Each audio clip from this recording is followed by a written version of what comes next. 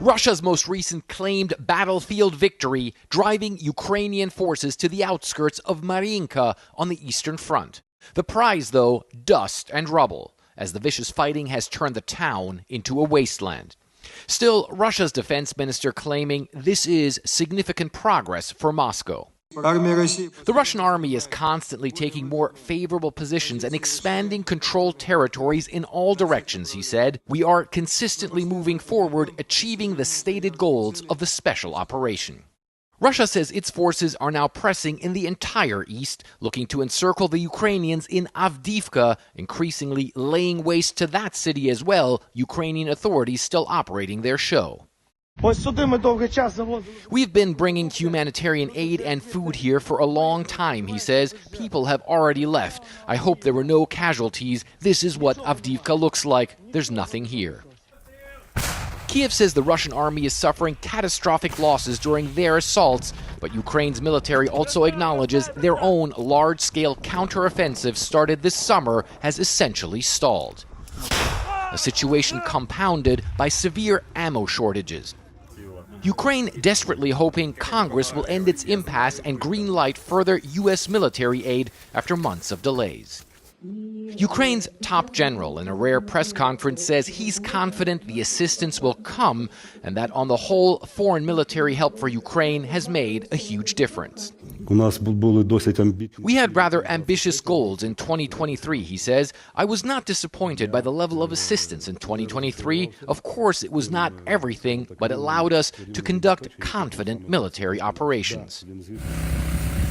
While gains on the ground remain incremental for both sides, the air war continues.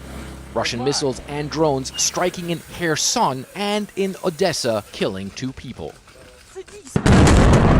And Moscow now admits Kiev's Air Force managed to strike a large Russian landing ship, but only vaguely says the vessel suffered damage. Ukraine, though, claims the ship and its cargo were completely destroyed. Footage on air now is impressive indeed, the Air Force spokesman says. A warship was destroyed, most likely a warship with a set of ammunition, powerful ammo. A key strike for Ukraine, but on the front lines, the war grinds on in the harsh Eastern European winter. Little territory changing hands, but many soldiers on both sides killed and wounded. For Pletkin, CNN, Berlin. Now to the war in Ukraine, where the Ukrainian Air Force says it has struck a Russian vessel carrying Shahed drones in Crimea.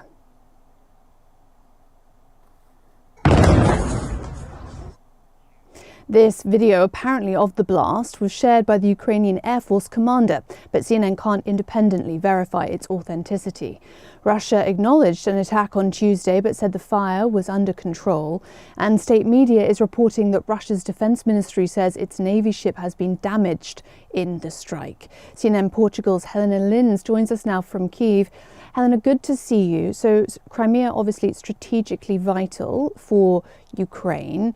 Now, what do we understand about this strike, and also how much of a success does this mark for the Ukrainian forces?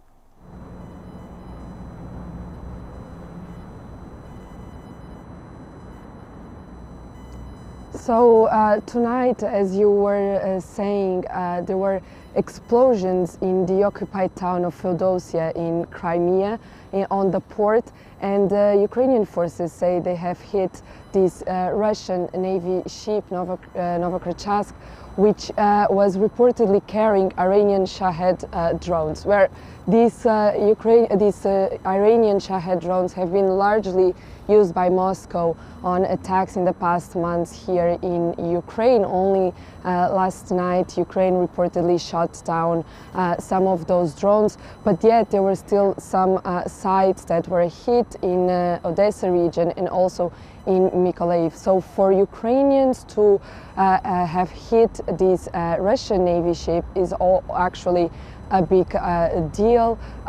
From the Russian side, there's only confirmation of some damage to the ship.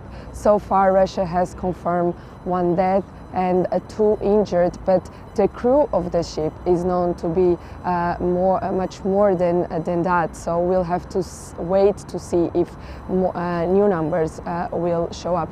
There's also from the Russian side reportedly some houses damaged, mostly shattered windows. Also some people were evacuated to shelters or family and relatives' houses. As I was saying, for the Ukrainians, striking this Russian Navy ship, it is a big deal. They have striked Russian Navy ships before, but for the past few months, you know, most of the strikes here in Ukraine have been with these Shahed drones. Just now the sirens were heard here in the city center of Kiev, and many times when we hear these sirens is because there is danger of strikes with these drones. So for Ukrainians this might be, you know, an achievement at this time of the year to actually be able to strike this Russian Navy ship.